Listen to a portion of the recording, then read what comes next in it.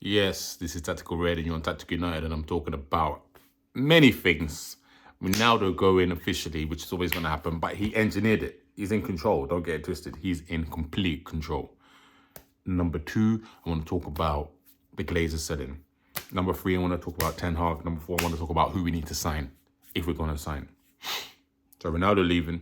You knew he was going to leave. We knew what he was going to say. The video that he came up with, it was designed for him to leave. He exposed the Glazers. He tried to attack Ten Hag because Ten Hag attacked him. It was just a retaliation, basically. Because Ten Hag attacked him, he attacked back. I don't blame him for doing that. End of the day, Ten Hag disrespected him. End of the day, fans are getting upset saying, oh, he's done this to the club, that to the club. I don't see what he's done to the club. I don't see why he can't someone say I don't respect the manager if the manager doesn't respect him. I don't know what these fans like. I don't know these expectation levels of these fans sometimes. I think to myself, if you as a human being get disrespected, do you actually believe that you should just accept being disrespected as a man? Like, are you guys idiots or something? And some of these guys must not be men, the way they just accept people to get disrespected and it's okay. Like, if you're working for a company, I don't care if it's football, I don't care what it is, you're getting paid to do a job and someone disrespects you, you're not going to have it. And if you are going to have it, you're just a pussy. I don't care what anyone tells me. So he didn't have it, which is good on him. He can sleep well at night because he knows he's not a pussy. He's not getting violated. GOAT status getting violated by Ten Hag was a good manager. I wanted Ten Hag as a manager, but he's getting violated by someone who's not. I'm not saying Ten Hag doesn't have managerial. You know, as a manager, you need to set the standard and stuff. But I think there's some people you have to really think about what you're doing. Like, you have to show some respect because I think that gives you more respect to other players respect you as well, you know? Like, if you show respect to someone like Ronaldo, other players will think, yeah, you're a good guy. But what Ten Hag has shown is that he's completely disrespectful in how he operates. There's a way to do things. Fergie was ruthless, and Ten Hag can be ruthless. But Ten Hag was like saying good things about him and then not showing the good things he was saying. He wasn't showing in the way he's treating him on the field and playing him. So it's inconsistency in how he's operating, which I don't think is good man management skills. And a lot of these Man United fans are like up Ten Hag's arse. Like, don't get me wrong, like I said, I want Ten Hag to be the manager. But you can't be up a man's arse after like 4 or 5 months. And we're not even doing that great. People think that we're improving. We're slightly improving. Like, we're not that far off the points tally that we had this time last season. In fact, if we win our next 2 games, let's say we win our next 2 games, yeah, we're only going to be a 5-point improvement off of last season. And that's not a great improvement. So, obviously, it's his first season, so, you know, you have to, like, allow, you know, certain discrepancies. But at the same time, I'm not getting up his arse until he proves to me. Like, he has the potential. He has the mindset. I don't think he has the man management skills. I don't think he has the leadership skills. He understands football. He understands tactics. He knows how he wants to play. But he hasn't shown a consistent way. We haven't seen a consistent way of playing yet for Manchester United. I have my own personal reasons for that, and I don't blame Ten Hag for that.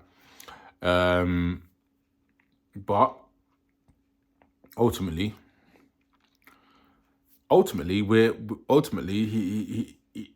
he kind of brought it on himself in a little bit. A little bit he brought on himself. I'm not gonna lie, but everything else he said, Ronaldo was spot on, and now he's left, which he should. He deserves to. He deserves to leave, and for me, I don't understand all these Man United fans attacking him and saying that he's lost his legendary status and this, that, and the other. I don't get it. Like, he voiced his opinion. Like, I'm not sure I don't know why we're not allowed to voice opinions in the world. I'm not sure why. I'm not sure why we're not allowed to voice opinions. It's just confusing to me. Like, can we not say how we feel in life? Do we have to always keep our mouth shut? No, he spoke how he feels, and that was it. If fans don't like that, then they're just followers. They're sheep. Like, fans voice their opinion every day at the ground, shouting and screaming and abusing players. So players can do the same. And it doesn't mean that he doesn't say he hates Man United. He said he loves the club. So these fans need to get over it. Now, the Glazers selling Man United is an interesting one because They don't say specifically they're selling, but I believe they're selling. I hope they're selling. I wish, I pray to every single God out there that we sell the club. Because if we get a proper owner, and obviously we need proper ownership who's going to bring a proper structure and everything to the club, you know, just get it out there. And, you know, we need that. We need that badly. We need that badly. And, you know, Ronaldo was the only person to ever slate the Glazers publicly. And, you know, everyone knew the situation with the Glazers for years. I'm just going to wait and see what happens, because it could take six years. It could take 5 months. It could take, we don't know when they're going to sell. It could take 2 years, honestly. It's not going to be a quick thing. It could be, but the thing is that they're not going to spend money. They're not going to spend money. I think the bad thing is they're not going to spend money whilst the club is being sold. That's the bad thing about the situation. So I think I'm going to have to do it quickly. I think it can be done quickly. I just think that if someone just comes in with a whatever bid, 8 billion, done and dusted. 8 billion, 7 billion, take the club, move the club forward, get proper directors of football, because we know Richard Arnold and John Murtough, the worst man in football. Like, if you just look at his face, I actually don't think Richard Arnold's that bad, to be honest with you. I don't think Richard Arnold is that bad of a guy. I generally don't. I just don't think Murtough is the right man to take us forward. I just don't think he is. I don't. We need a guy who has experience, who knows how to deal with transfers, who has connections all across Europe and the world, who has a team beneath him that can do the job instead of him running around. You know, we need someone with experience, someone who knows what they're doing properly and who has a track record, a history of success in that role. Maybe 2, you know? We need a lot of, like what Ronaldo said, like, if the things are still the same from 2009, that's embarrassing. That's embarrassing. We didn't even know that. And Ronaldo, thank God he said something like that, because that is truly embarrassing for the club. The fact that they have not invested any money into the club, except for the players, and because they're the only ones that are going to generate money, so they only invest in what they can see as a return. We need that. We need the money. We need the money to build a new Old Trafford, 90,000 capacity, 90,000 seater stadium. We need 90. 75 is not enough. We need 90,000. 90,000 capacity. We are the biggest club in the world. We have fans coming from everywhere around the world just to watch us. We need to have a stadium that is like, not just like, we need to keep, like, it needs to be like the best, you know? We need to be the best. We need to operate on being the best and focus on being the best. That's the key for us. And we can't do that with the Glazers there, because they don't really have the vision. And everything goes from the top. If you know that they don't really want to spend, then, you know, the board's going to operate in a certain way, the manager, everything, it just trickles down. So that's why we need owners with high ambitions to either have loads of money and willing to bring in the right people, or someone who is very active, very open, very determined to make Man United great again. That's what we need. That's what we need. We need that. We need that to happen. We need this to happen as soon as possible. And I'm really happy that we are selling the club. The Glazers are selling the club, because Manchester United need to sell. We need to sell badly. We need it badly. We need some. And in January, we need to really think about who we're going to buy. Like, for me, like, honestly, people think striker. I get it. But if you don't create chances, how can you have a striker? We need midfielders. I think our midfield is weak. Very weak. Because Eriksen, he can't play every game. Bruno Fernandes, inconsistent. Fred McTominay, we know about them. Casemiro, he's 30, 31 in February. 32 is going to come around the corner. Then we're going to have to think about what we're going to do with Casemiro. We need another 3 midfielders. People think it's a joke, but it's not. We need 3 midfielders. We have two 30-year-olds in midfield. It's not good. We need 2 midfielders.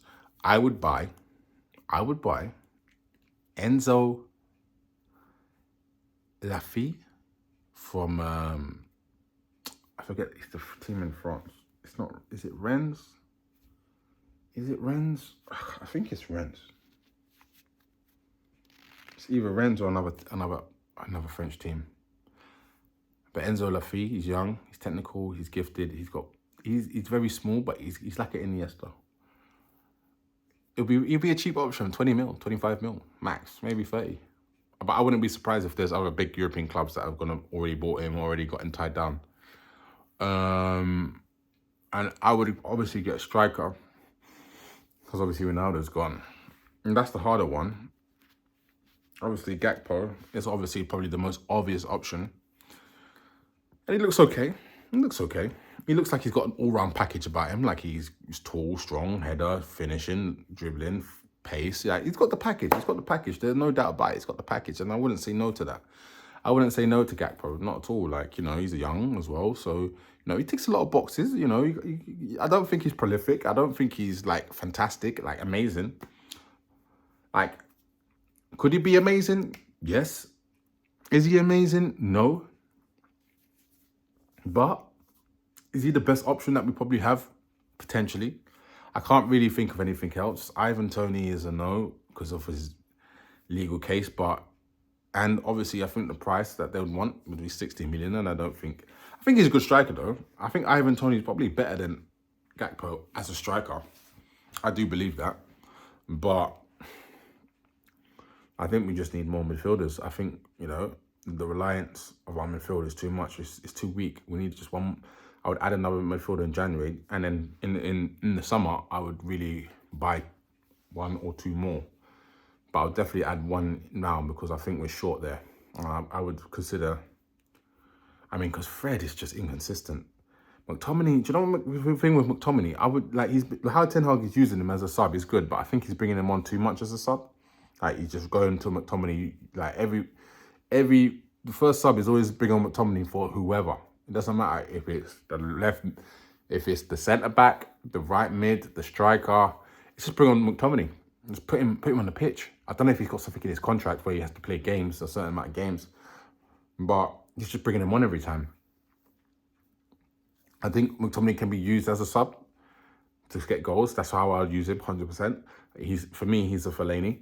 For me, he's just Fellaini. He's used as that role to get goals because I don't think he's really that decent, that good at anything else. I don't think he can provide anything else but getting goals.